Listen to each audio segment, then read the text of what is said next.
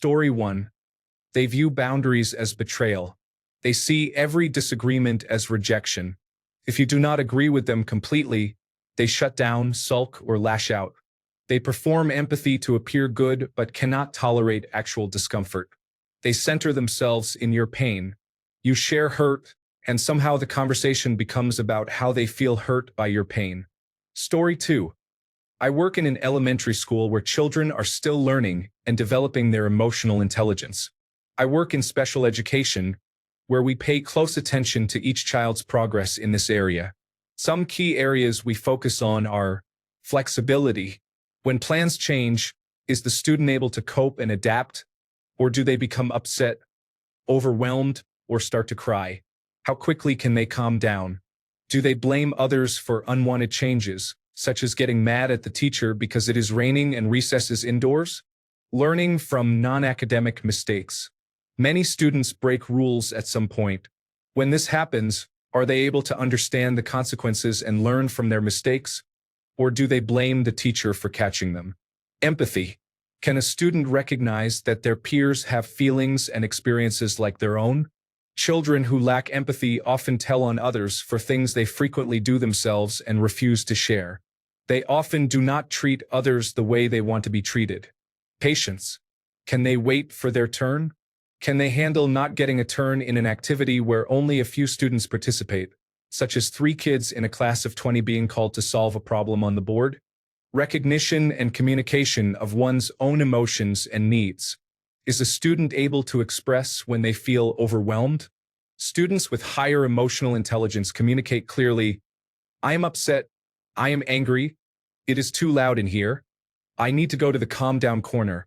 I need to take a walk in the hallway. Or student X or teacher Y made me feel upset when they did Z.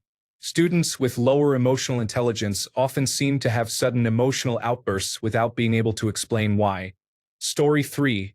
Being unkind to others for no reason or for minor reasons, as well as judging people without cause or for insignificant reasons. Story 4. When they want to change the topic when things become serious or struggle to relate when you talk about your feelings. Worst of all, when they instantly have their own solutions or snap judgments when you share your emotional thoughts and feelings with them. You are sad?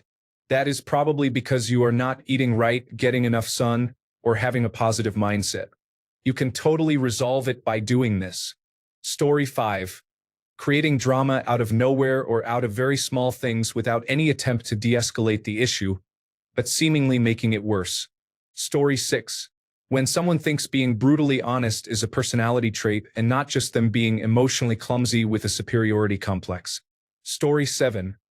Thinking the world revolves around themselves, they always want attention regardless of what is happening to others. Basically, narcissists. Story 8. Just a heads up. There is also something called rejection-sensitive dysphoria, which is common among people with attention deficit hyperactivity disorder and other forms of neurodivergence. It is not the same as emotional immaturity or low emotional intelligence.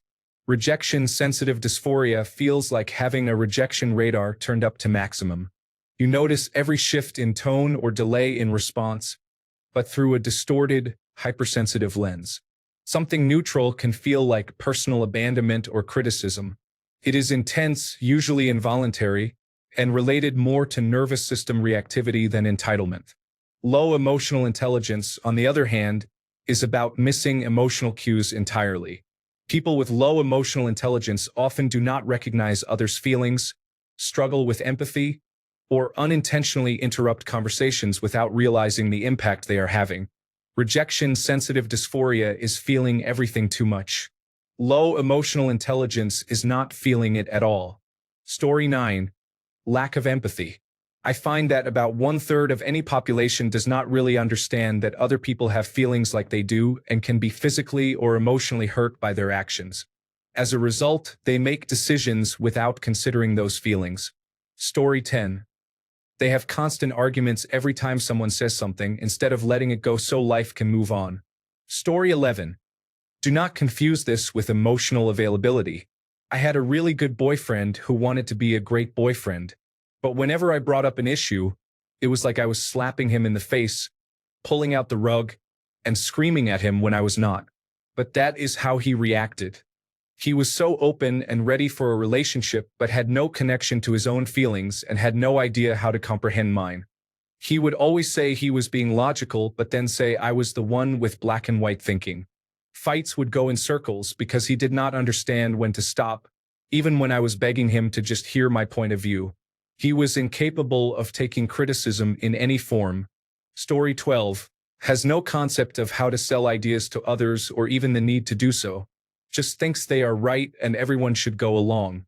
The other big giveaway is blaming everyone but themselves for things.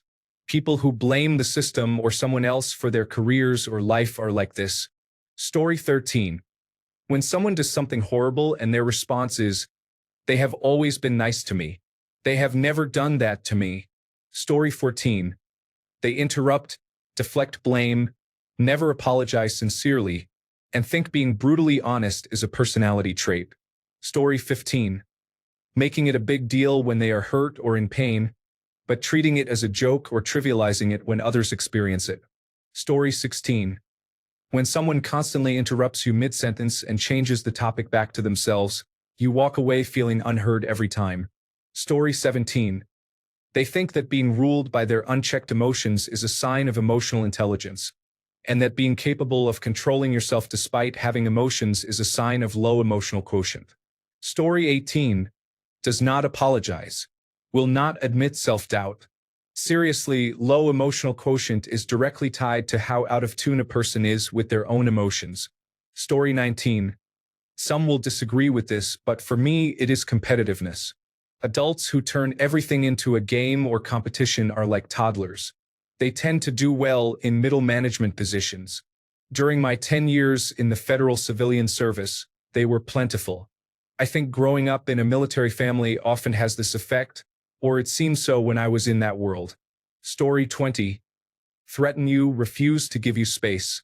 When you try to speak to them about a problem between you and what you need from them to support you and work through it, they refuse.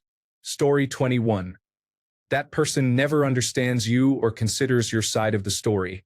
He or she always thinks they are right and never admits their mistakes. Story 22. They do not try to understand you when they do not understand. Do not ask any questions to Clarion, assume things, and always expect the worst. Story 23. Things like, "I'm very sarcastic," "deal with it," in their Tinder bio. People like that usually have no idea what sarcasm is and use it as an excuse for being rude. Story 24. Every person I have ever met who has claimed to be an empath has always been emotionally empty. It is a huge red flag for me in dating. Story 25.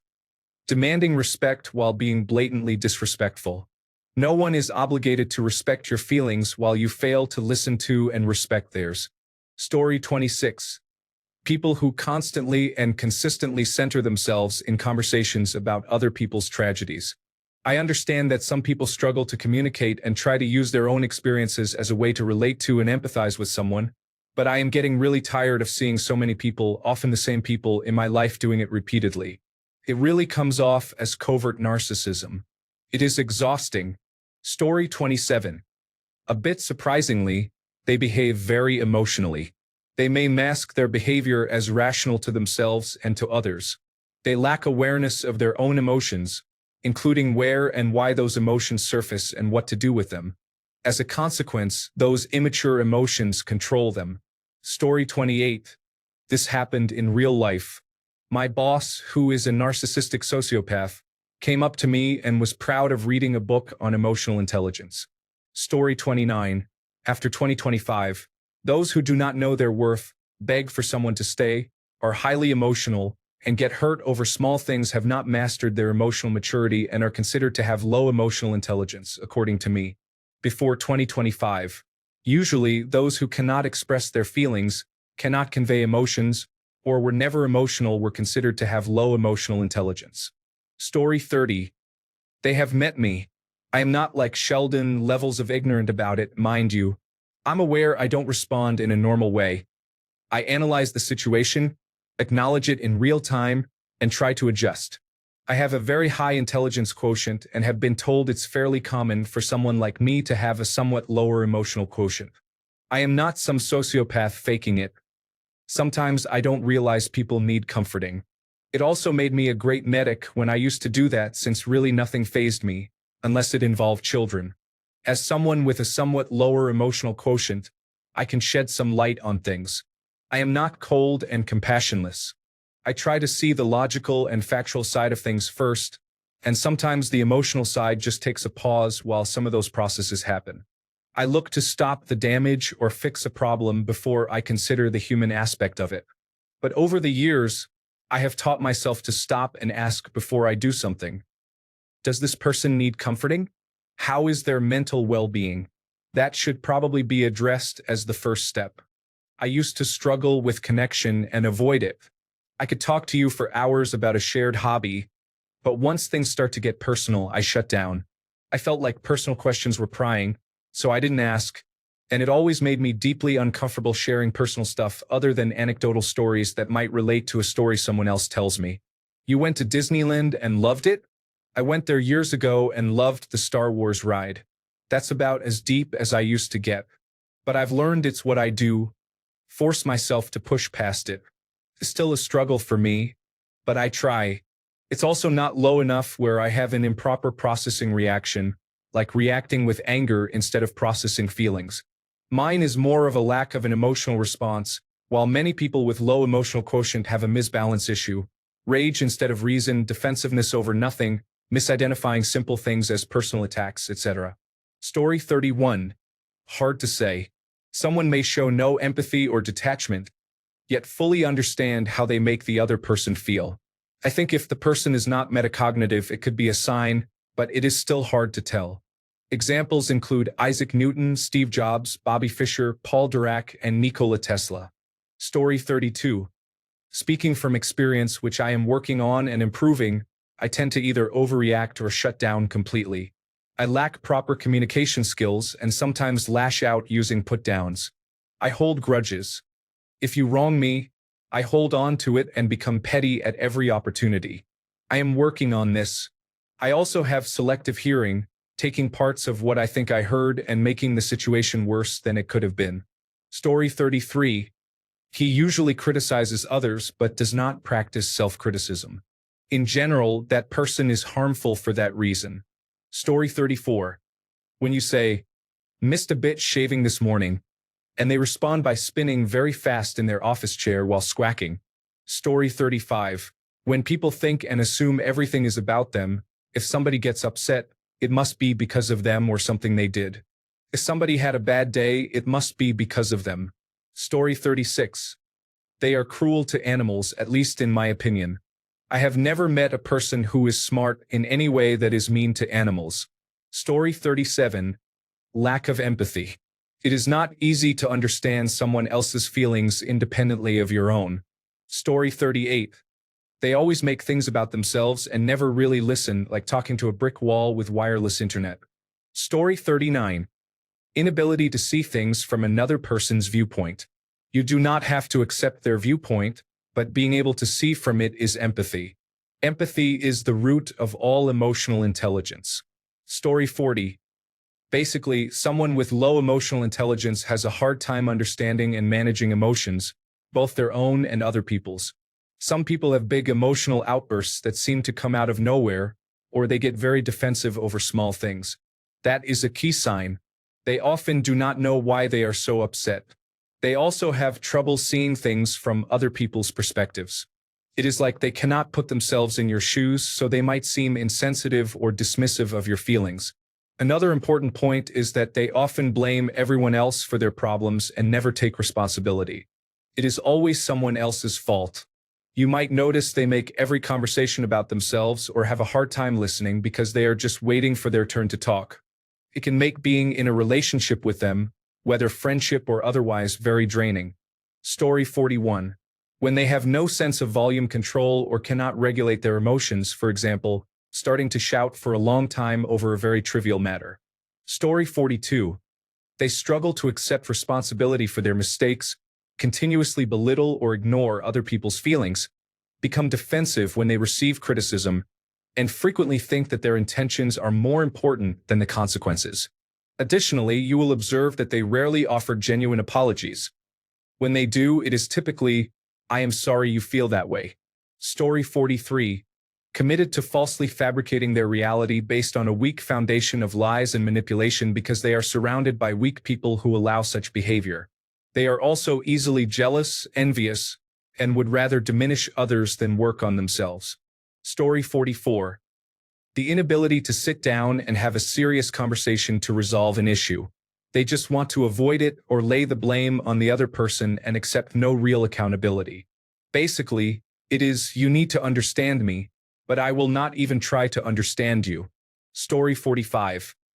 They believe that winning an argument is more important than preserving the relationship, even if it is with their partner or coworker. Story 46. You call them out on something they did that hurt you, and they just say, "Yeah," totally confused as to why that would hurt someone's feelings. Story 47. They like to use whatever or "I do not know" a lot. I remember as a kid when my parents would sit me down and ask what was going on. After getting in trouble for something, I would constantly say "I do not know" because I lacked emotional intelligence. Story 48. I understand the difficulty of being alone sometimes.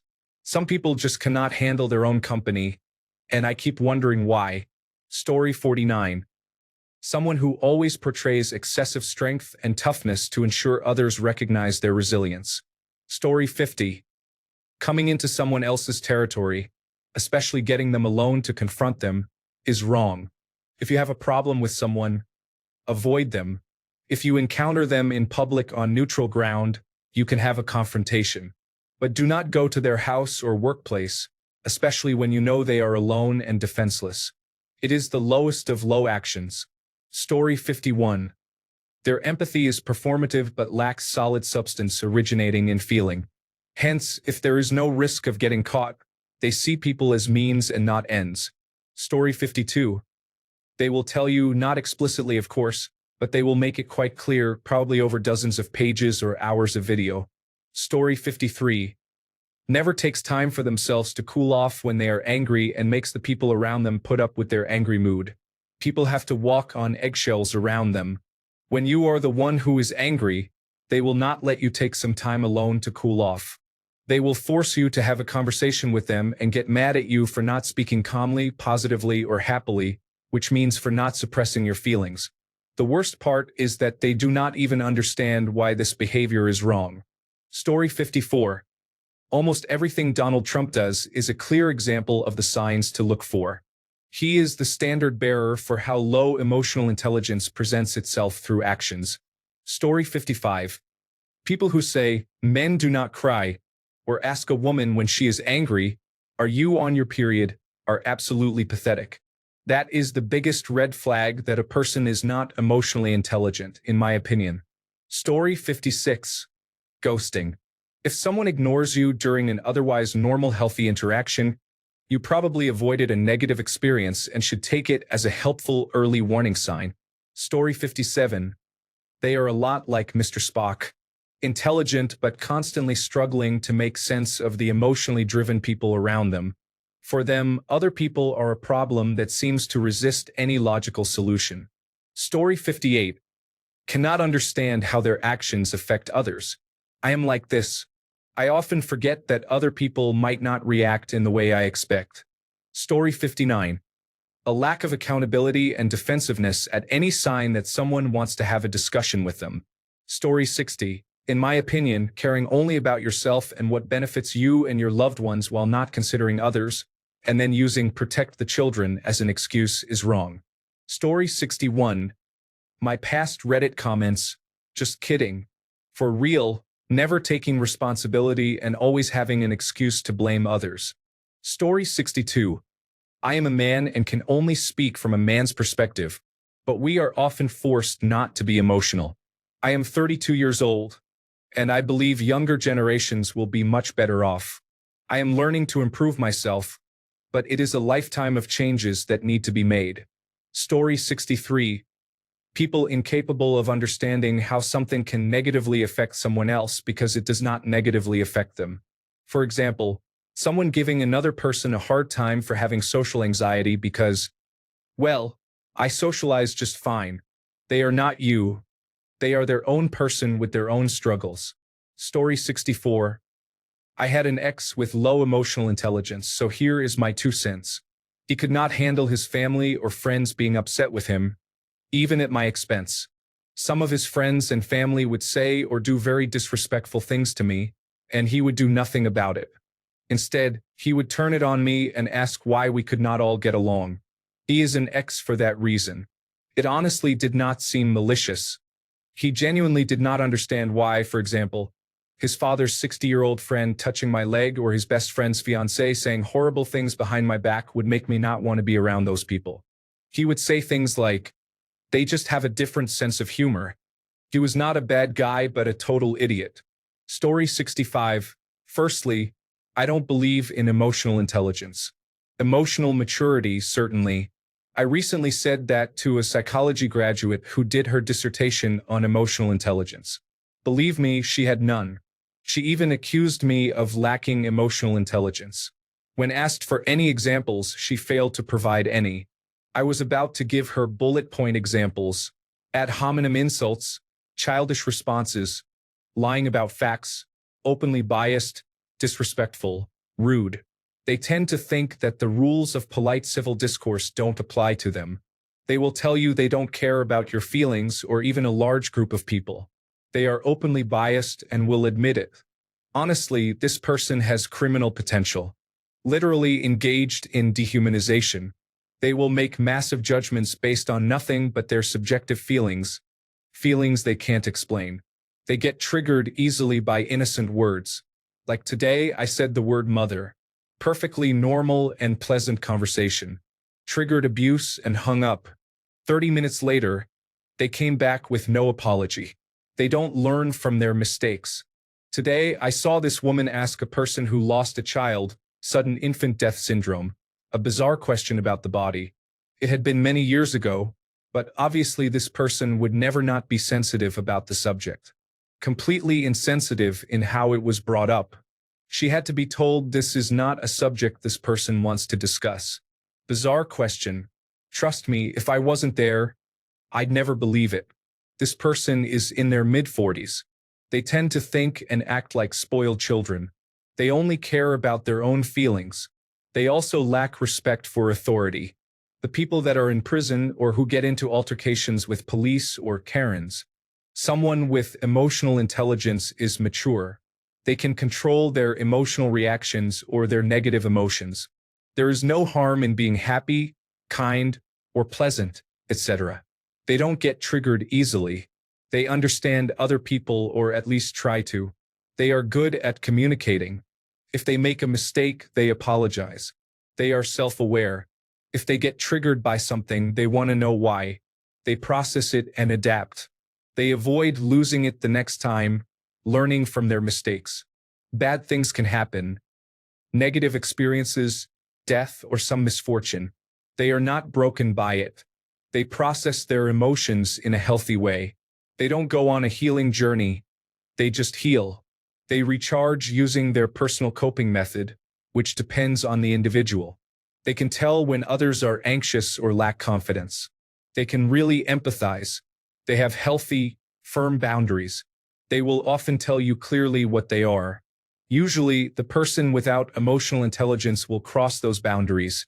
They can't seem to help themselves. They are reasonable. They tend to have balance. They don't have mood swings or very high and very low emotions. I have seen people with depression or anxiety problems who still have emotional intelligence. People with major health issues or chronic pain can still display emotional intelligence and not take it out on those around them. Others without it will literally cry about breaking a nail or act like some minor thing, like getting the wrong food in a delivery, is the end of the world and make everyone miserable. They like drama. Misery loves company. Story 66. People who think they know everything usually learn very little because they refuse to listen. If someone likes interrupting you because they believe they know it all, wait for them to prove it with their behavior before spending time and energy on them. Story 67. Poor or cruel treatment of animals. I believe it was Immanuel Kant who said that a person's character can be revealed solely by their treatment of animals. Story 68. I'm a middle school teacher. And some students are normally mature while others are less mature. Less mature students tend to not realize that others matter as much as they do, only care about fairness when they are on the receiving end of unfairness, but do not care when they receive grace or benefits. Cannot process simple concepts, such as understanding that saying white person or black person is not racist. Some students say racist every time race is mentioned, showing emotional immaturity. Exhibit learned helplessness, staring at papers without making any real attempt to figure out what needs to be done. My best students are almost always emotionally mature. Intelligence quotient is not as important as long as a student is not mentally challenged. Being emotionally mature at an appropriate level or higher is what creates success. Story 69. I am autistic, so my emotional quotient is pretty low. I often come off as rude when I do not mean to. I take responsibility for my actions and try my best to explain things without sounding condescending. However, that is very hard for me to do. I have trouble relating to other people and cannot make connections. Story 70. As someone who deals with this with my own mother, who is in the baby boomer generation, it is exhausting. She gets very upset over every little thing and blames it on the situation instead of her own emotional regulation, as if her reaction is justified. My mom is constantly huffing, puffing, groaning, sighing, yelling, ranting, and raving, yet she thinks she is a positive person and that she just is really bad luck. As her daughter and someone who has known her for 25 years, I know she is not a positive person and does not have exceptionally bad luck. She has very poor emotional regulation. Once I became an adult, I realized that the scenarios she gets upset over are easy to manage if you can regulate your thoughts and emotions. I am not sure how she convinced herself that she is an optimistic person. Her lack of self-awareness and poor emotional regulation show that she lacks emotional intelligence. It does annoy me, but I also pity her. There was much less access to support for emotional regulation in her generation. Story 71. They constantly overestimate themselves. They always think their opinion is the best. Since you cannot think of anything better, you believe there cannot be anything better. Other people with different solutions are not taken into account due to a lack of intelligence. Story 72. Lashing out when someone tells you that you hurt their feelings. Extreme jealousy. Feeling like you are entitled to things other people worked really hard for. Throwing a fit or giving up the second things do not go your way. Ghosting people over a disagreement that could easily be talked through, to name a few. Story 73.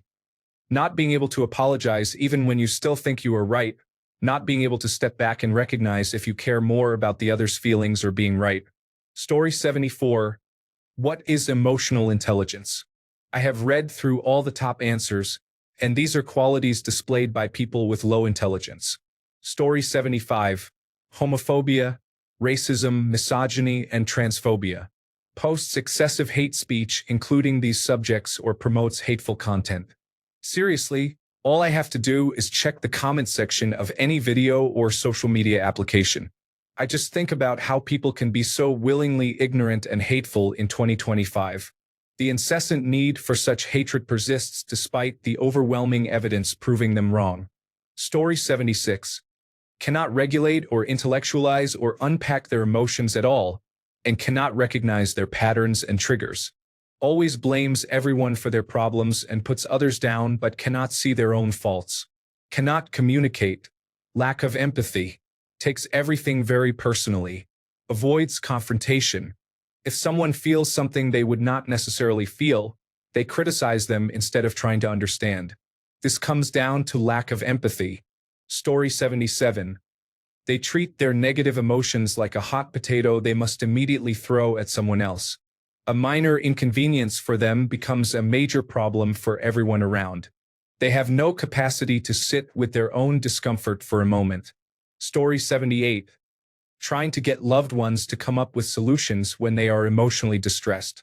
They do not need you to help them think of ways to fix what is happening. They need you to be empathetic and understanding. Story 79. They lack empathy. They cannot apologize. They hold grudges. They seek revenge. They take pleasure in the pain of others. They always justify anything they do wrong and cannot admit they would be so hurt if anyone treated them the way they treat others. They pick on people who are weaker than themselves. Story 80. When someone is sharing their hardships and you start telling them how your situation is worse instead of listening and comforting them. I have been one of these people. Story 81. Emotional intelligence can be developed through training if you do not have it naturally, so it is not an excuse to act poorly. Story 82. Low emotional self-awareness. If individuals cannot assess their own emotions, understand what they are feeling, and recognize why they feel that way, it becomes difficult to identify their emotions. This is especially true when it involves admitting something uncomfortable about themselves, such as insecurity or jealousy. Story 83. Never apologizes. Everything is everyone else's fault. Unable to empathize or take accountability. Logic is seen as the solution to all emotional needs and problems. For example, uses problem solving instead of simply listening to someone. Story 84. Constantly being the victim. Yelling and screaming. Throwing a tantrum like a toddler. Easily getting offended often. Story 85. Never understand what anyone else means or where they are coming from. Always embroiled in low-level conflicts due to lack of self-awareness. Story 86. They avoid conversations involving conflicts. They ignore your messages when you are expressing frustration. Story 87. Are there any positive signs of low emotional intelligence? Why do we only mention the negative ones? Story 88. Mom caught me during busy hour. No matter how much I explained, she just did not understand. No matter, I continued all the same. However, for what came next, she was to blame. Thanks a bunch for sticking around till the end of the video. Remember to subscribe, and until next time, stay awesome and goodbye.